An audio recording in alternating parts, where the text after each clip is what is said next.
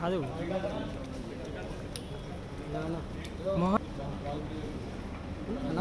నా సేమ్ వస్తుందన్నా రండి మరి నేను రెడీ కాదు పోదా నడుచుకుంటా తీసుకోకూడదు అన్న రూల్స్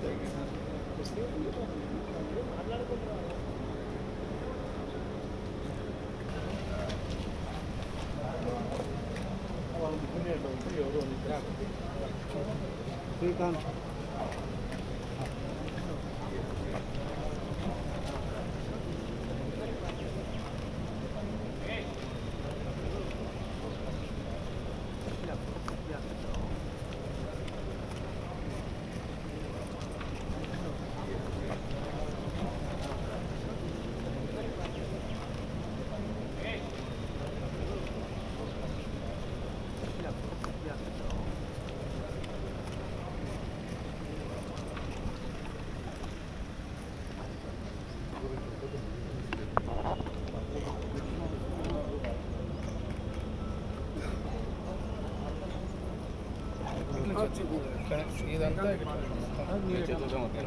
ఆయన హ్యాండిక్యాప్ చూడండి ఆయన చెప్పినా కూడా అట్లా చూడకుండా కూడా కొట్టినాడు.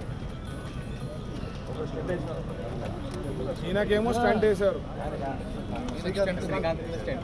ఆయనకి స్టంట్ ఏమన్నా అయింటే ఎవరు తీసుకుంటుండే జవాబుదారి? కాదు ఏం కాదు, నీకేం బాగానే ఉందని చెప్తా. అది బాగుందా లెక్క? చెయ్యి లేదంటే కూడా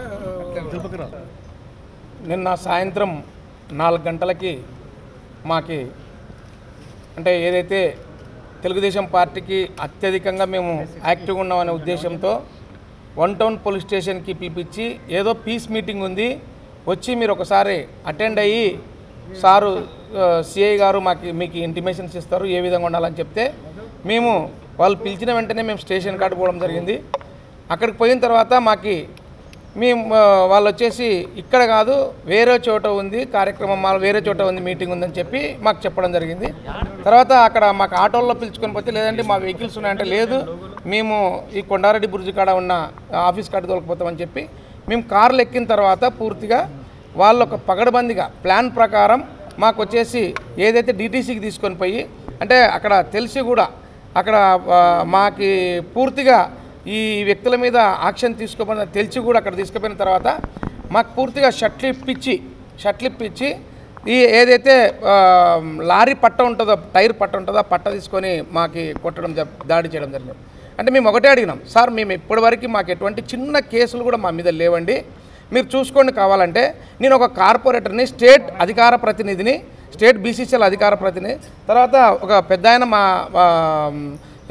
ఏదైతే వైశాస్ వానికి లీడర్ అయినా కూడా, తర్వాత ఎస్సీ ఈ అబ్బాయి, మేమంతా కూడా ఒక పదవిలో ఉన్నాము. అసలు ఎటువంటి మేము ఎవరి ప్రభుల లోపల లేదంటే అరే మీరు ఈ ప్లేస్లో మాకు వచ్చేసి మీ పేరు మాకు ఇక్కడికి వచ్చిందంటే మీరొక వరస్ట్ నా కొడుకులు, మీకు తగిన శిక్ష అని చెప్పి మాకు ఎటువంటిది మేము చెప్పుకోకుండా కూడా సమయానికి చెప్పుకోకుండా మా మీద దాడి చేయడం జరిగింది.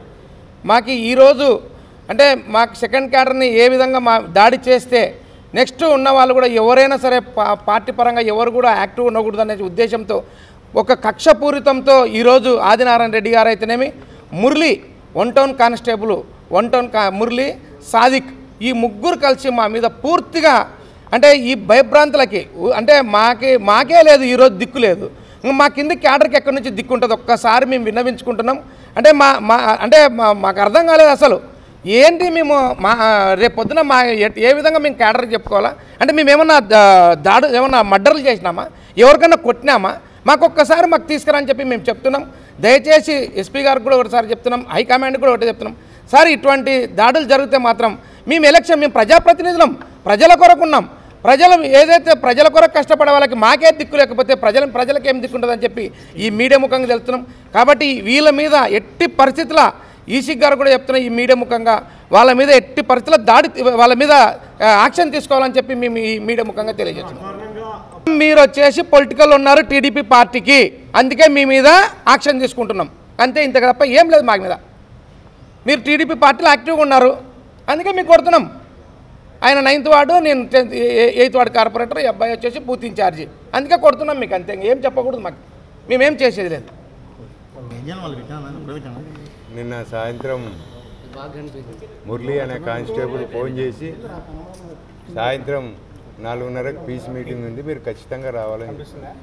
సరే సార్ ఎప్పుడు వస్తాము, ప్రతిసారి పిలుస్తున్నారు, మేము ప్రతిసారి వస్తున్నామనే ఉద్దేశంతో పోయినాం సార్. పోయినాక ఒక అర్ధగంట మీరు కూర్చోండి, సిఐ గారు వస్తారని చెప్పినారు. అర్ధగంట అయింది, 3/4 గంట అయింది, లేదు సిఐ ఇక్కడ కాదు డిఎస్పీ ఆఫీస్కి రమ్మన్నాడు అని చెప్పి మమ్మల్ని డిఎస్పీ ఆఫీస్లోకి జీపులో మీరు పిలుచుకుపోయినాం సార్. మేము దారి మళ్ళిస్తే ఏం సార్ డిఎస్పీ ఆఫీస్ ఎక్కడ ఉండేది, మీరు ఎక్కడ పిలుచుకోబోతుందంటే మీరు నోరు మూసుకోండి పోయి, మేము పిలిచిన కాడికి రావాలా, మీరు మీది చాలా అధికం ఎక్కువైపోయింది, మీరు చాలా తిరుగుతున్నారంట. పార్టీ సమస్య లేని ఇల్లు ఉండదు, పరిష్కారం లేని సమస్య ఉండదు. బంధాలు గొప్పవి, బాధలు చిన్నవి. మీ సమస్యని మేము పరిష్కరిస్తాం, రండి మాట్లాడుకుందాం.